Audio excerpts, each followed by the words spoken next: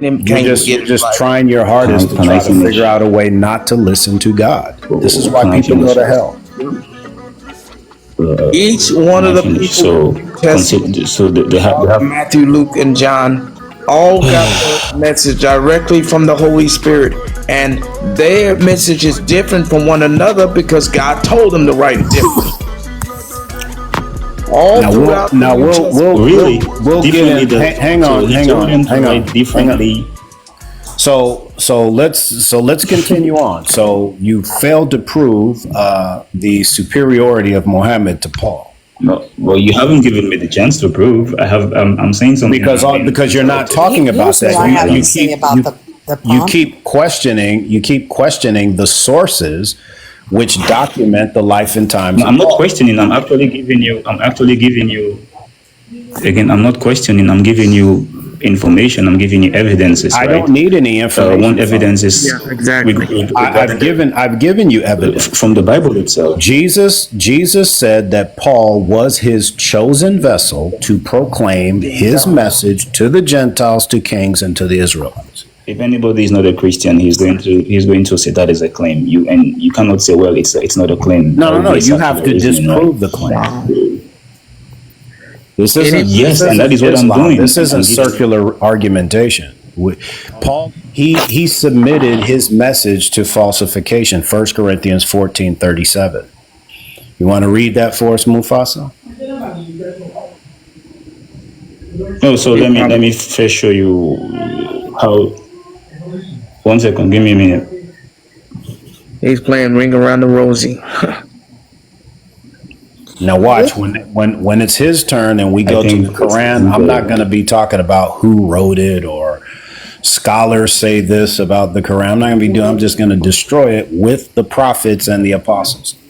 Yeah, but you guys are not following the Abrahamic faith. So I just want to ask a question. So when Jesus got crucified, does that mean the law has been abolished? No. It's been achieved. Cross.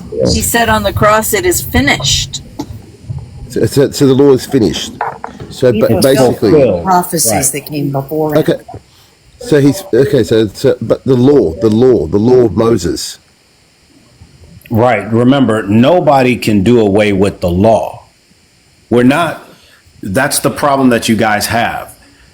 The plan is already laid out, right? Kind of like you plan your life out. Like we have, where did our brother go? The one that's in pharmacy school.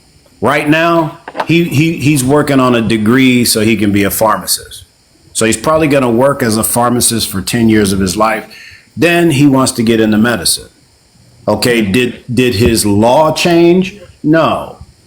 That was already part of the plan. God already told us over half a millennium before Christ was born that he was going to enact a new covenant. Jesus inaugurated the new covenant and ratified the new covenant. And everybody who he chose, all of his apostles, all of his prophets, all those whom he sent, his scribes, they are all ministers of a new Berit Hadashah, new covenant. And it's not like the one he made with Moses. You guys are still hung up on Moses' law. He came to fulfill the laws of Moses. He did fulfill it. Chapter 24, verse 44 of Luke. Then Paul came to change it, bro. No, he didn't come and change anything. Okay, go to Matthew. He is a minister of a new covenant. Okay, now, go to 5:18. Okay, bro, what I'm going to do is I'm going to give you an opportunity to show us where Paul changed the law. If you don't do that scripturally, I'm going to drop you. The onus is on them to prove that Paul changed the law. Can I...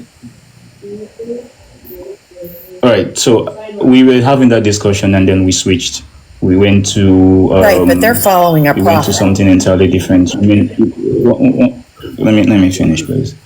And you mentioned something about the crucifixion, and you said all the disciples agree that the crucifixion happened. Yes, the crucifixion happened. Even the Quran says the crucifixion happened.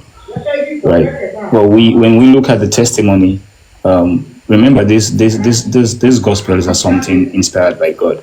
And when you look at the testimonies given by the different quote unquote inspiration from God to these people, we see variance, right?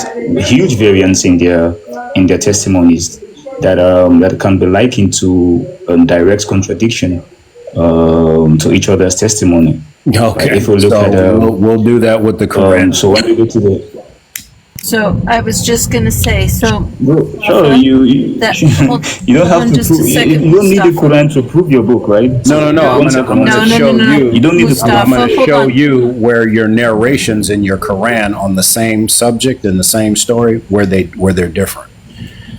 So when you say that the prophets So we or don't- their so one second, stories, Lydia. hold on. No, I want to just clarify something with you really quick. So that's an issue for you if Matthew, Mark, Luke, and John have differing stories, include different things in it about what happened, right? That's an issue for you. Not just different things. No. So there's a difference between having different things, and things might be different. Meaning, in one instance, this was mentioned to this was not mentioned. I'm saying things that are directly contrary to each other. They are mentioning the same thing, but they are directly contrary to each That's other. an issue for you. Right. For So that's an example, issue. Yeah, it's not consistent. Okay, so that should be asking you, is understood. that an issue for you?